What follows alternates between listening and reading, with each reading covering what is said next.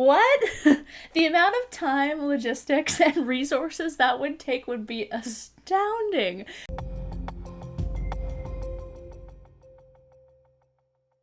Hello, welcome to Sound and Fury Book Reviews. As usual, I am Tina. Today I'm doing a book review of Nona the Ninth by Tamsin Muir. This is a fantasy from 2022. It just came out like last month or something from Tor.com. If you're watching this, I'm guessing it's because you, A, love all three books in this series, this is book 3, and seek out everything about them. B, love the series but wasn't as into Nona and are curious what other people think. C, hate the series and are trying to find readers who agree with you. If you don't know what this book is, it is part 3, as I said, of a very popular fantasy series that has elements of horror and sci-fi, as well as a great deal of LGBTQ plus representation. Do not watch this review if you A, haven't read the first two, Gideon the Ninth and Harrow the Ninth, and plan to, and B, if you haven't read Nona because, well, pals, there are spoilers in this review. The whole thing is spoilers. I will say, though, before I get into spoilers, that I was not as into this book as books 1 and 2, but it's still a fun, worthwhile read if you loved Gideon and Harrow the Ninth. This review is not meant to be nitpicky or harsh, but given how much I loved the first two, loved them, I was a little bit disgruntled with this one, just a little bit. Not enough to be like, it's terrible, because it's not terrible, it's very good. But, anyway, here we go. I think the biggest issue I had with the book is that it felt to me that the first half of the novel feels tacked on. Unlike Gideon and Harrow, which move at a fast clip, this book just has Nona kind of living a normal life in a city on the verge of destruction for a good half of the book before anything really happens. So Muir likes to dangle exposition like an EDM track, but never fully gives us the satisfying drop in this book. I don't even like EDM music. I only learned this from the movie Trolls 2 because my daughter watches it all the time. I'm an indie rock person myself. Where crucial background information omitted in Gideon and Harrow was the big reveal at the end of those novels and what made the reveal so satisfying. In Nona, I was adrift rather than on a speedboat heading to a mystery location. There were just so many crucial facts that are glided over or explained in passing about the planet and the city itself that I was left wanting more, but not in the delicious way. In the kind of what's going on kind of way. Also, Nona, the character, is kind of boring. She's so incredibly inactive as a character. She's cute and funny. Don't get me wrong, I liked her. But she just kind of watched things or was propelled along by the whims of others. We knew the whole time she was a vessel that would one day get her real personality back. So there was no illusion that she was a character meant to stay. So in that regard, I kind of was like, what's the point? I think another POV would have balanced this out, even if it were an antagonist, or even if it was another random person that dies or something. If the first half of Nona was added to the series in order to make a fourth book, my question is, was it needed? My answer would be, I don't think so. Don't get me wrong, I enjoyed the book. I did like it. I don't know if I'll ever read it again. I'm definitely going to read Gideon and Harrow again, but this one I might just kind of skim over. I'm just explaining why it's not as strong a novel as Gideon and Harrow were. The latter two are not perfect books either. I don't think there is a perfect book despite how many times I throw out 5-star reviews. They were immensely more satisfying on both a plot, character, and kind of tonal level. Now, to balance all of this out, what did I enjoy? I really liked the relationship between Camilla and Palamedes. That was wonderful. We really understand how the Cavalier relationship functions in this novel, which was cool. And I liked how they had to swap once in a while to access the other's skill set and how they weren't present when one another was in the body. I loved all of that aspect. That was really fun. I loved how the novel played with gender as a construct, how Pyrrha is woman identifying in a male body as are other characters, and how this is not treated as some terrible thing that she can't deal with. It's just accepted as is, and I thought that was wonderful. There are some funny moments. It's not nearly as funny as Gideon and did not have as much weirdness as Harrow, but I did laugh when Pyrrha says things like, I look like 2 elbows and other insults and other interesting descriptions. It still has that kind of fun, kind of weird prose to it that the other 2 books had, just not as much, or maybe in a different kind of way. I loved Noodle, of course, and I thought Nona's gang was fun and entertaining, if a little, well, not really contributing to the plot. The kids were a good way to give us more backstory on how the city functioned, but we don't get kind of enough of their home life or anything like that to really flesh it out. The way the book ended made their sections seem almost unnecessary and contributed to that idea of mine that this book feels tacked on. Another thing that annoyed me, and this is minor, was how the dialogue was done. Why was there not a new line when someone new spoke?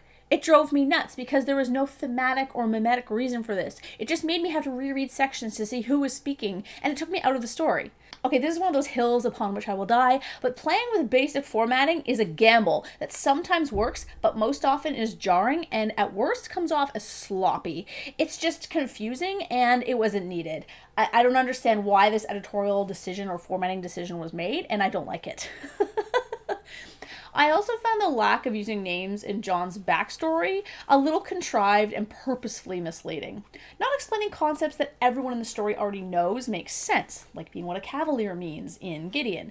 But this type of name omission didn't work for me in this book. You know, why is it like this? John doesn't call his friends by their first initials, does he? He's like, hey, G, how's it going? Okay, maybe he does, but that's not...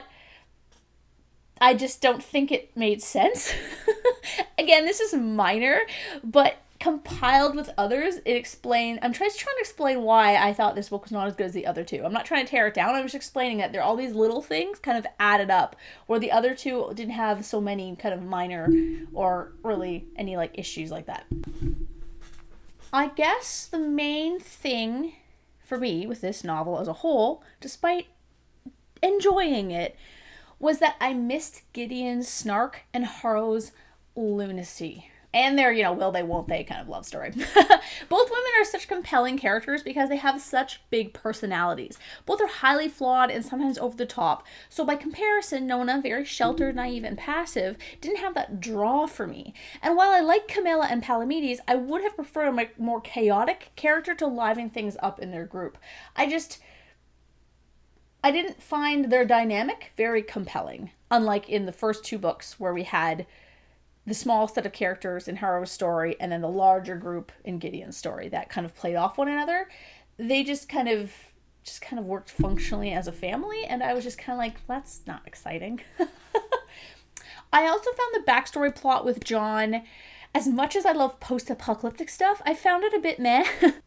We learn in the book that the dying Earth, acting as this single mega soul, because I guess the Earth has a soul, somehow gave John the powers of life and death. What is this, that like 2000s movie based off of Final Fantasy that was kind of bad? I saw in the theater because that's how old I am. Anyway, John and his colleagues, seeing the end due to climate change, wanted to cryogenically freeze the Earth's population and transport it to another planet while the Earth healed. I'm sorry, that doesn't make any sense. Everybody gonna cryogenically freeze everybody on the planet? What? The amount of time, logistics, and resources that would take would be astounding. Not to mention groups like Mennonites and the Amish and people in the Amazon jungle who are still living tribal lives. They wouldn't want to do it. So you're going to force them to do it? An equitable system, perhaps, where you save maybe 200,000 people, or, maybe you just save embryos, based on a lottery. Okay. But as soon as that happened, I was like, okay, whatever, man. I'm just gonna go with this and just keep reading. That was just, yeah, sorry, silly. That was silly. I did love how the rich were portrayed as unscrupulous bastards trying to escape with all their wealth and resources, leaving everyone else behind. But John's reaction of nuking everything seemed counterintuitive to saving the world. I was like, okay, that escalated quickly. But, he was kind of nuts at that point, I guess. So that, I can understand that more than this whole plan of cryogenically freezing the planet. I'm sorry, I can't take this. I did love how he was controlling that president's corpse. That was really fun. I wonder if I would have liked John's backstory better if it had been told in the present instead. Perhaps if we'd had less Nona and the kids and more of his story told as it happened instead of this kind of like, this is what happened to me, I'm telling you it as we're sitting in this broken down bunker. Like, I don't know. I guess I didn't really enjoy that that method of giving us this information. The twist with Electo, the Earth's soul, made sense, as much as it makes sense that the Earth has a soul, whatever, this is fantasy, but it wasn't a mind-blower like at the end of Gideon and Harrow, and the highly stylized prose was kind of annoying and needlessly cryptic to explain this. I had to, like, read it twice, and I was just like, what? Anyway. Overall, as I said, well, it does seem like I'm kind of tearing down a lot of stuff. I'm just kind of venting, I think, because I broke down and ordered the hardcover, and I expect top grade for my dollars, not a tacked on story that could have been worked, could have been offered as a short story or a novella, add on to the novel, not its own book. But of course, I will still pre-order Electo the Ninth. Of course, I'm still going to do that because I want to know how the story ends. And now that Nona's, like, gone, we'll get more Gideon and Harrow again, hopefully. And so it'll be a lot more of what I loved from the first two books. I'm going to add one more thing that I think people will probably more find funny. So, the versions that I have are kind of a shit show. It's a good thing I don't care about matching covers because you got the paperback for Gideon here and then the hardcover for Harrow and Nona. But then we have the Tor.com original logo and then the new logo changing halfway through the series.